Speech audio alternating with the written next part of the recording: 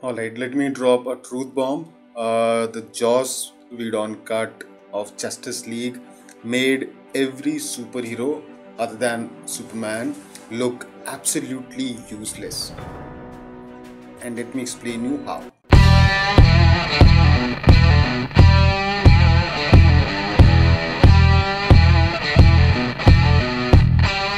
So, okay, we most of us have received Snyder Cut very positively. We loved it, and we have been going on and on about how the characters of Flash and Cyborg have been properly fleshed out. Even Aquaman, Wonder Woman, Batman individually.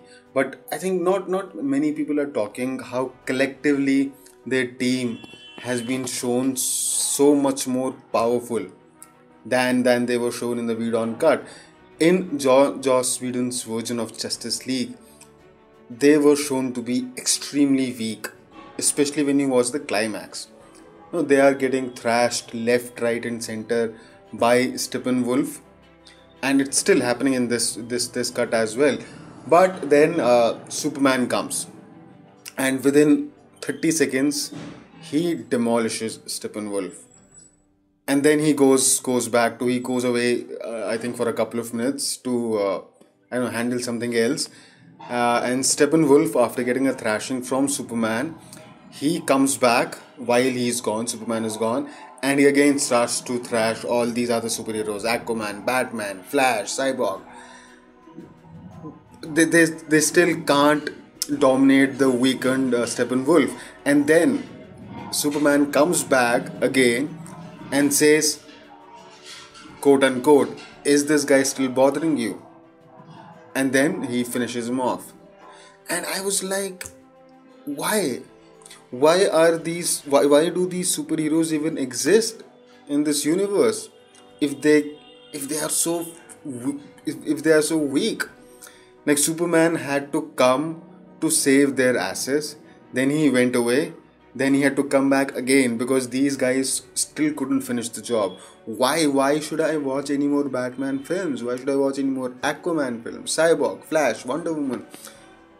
I mean, any time a strong supervillain comes, these guys are pretty much useless. They need that one person. That one person alone can do a job that these 5 or 6 other superheroes cannot. But as opposed to that, in the Snyder Cut, each one of them has been given a power, or I'm not saying given a power that's not in comics, but each of them has been given this substance in their strength that is exclusive to them. Like Superman, even if there is no Krypton inside, Superman still needs Batman. Superman still needs Cyborg. He still needs Flash. He still needs Wonder Woman, Aquaman.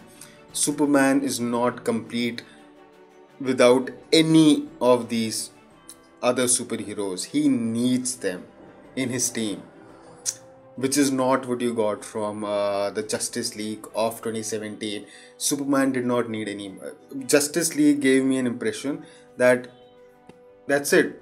If the world only has Superman, you do not need anything. Maybe someone's who can counter if the villain has Krypton. Maybe he needs someone who can counter that.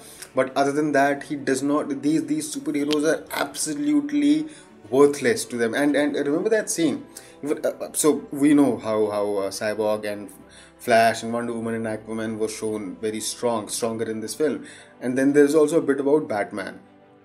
How in the Whedon cut, when Superman is brought alive and then he starts beating everyone up, and then he beats Batman, and he asks them that dialogue, "Do you bleed?"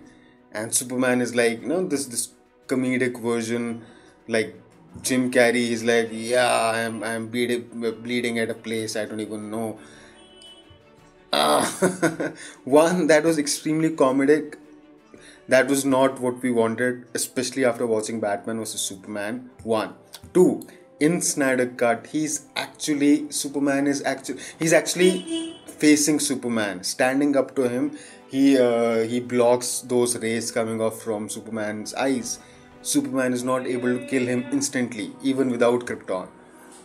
So that is how this cut has not just individually shown all the superheroes in great light, but collectively as well. And that is one single greatest thing about Justice League of Zack Snyder. Subscribe to Legend Martini for your daily dose of lifestyle, movies, fashion, career, health and wellness, and everything else under the sun. Don't forget to hit the bell icon.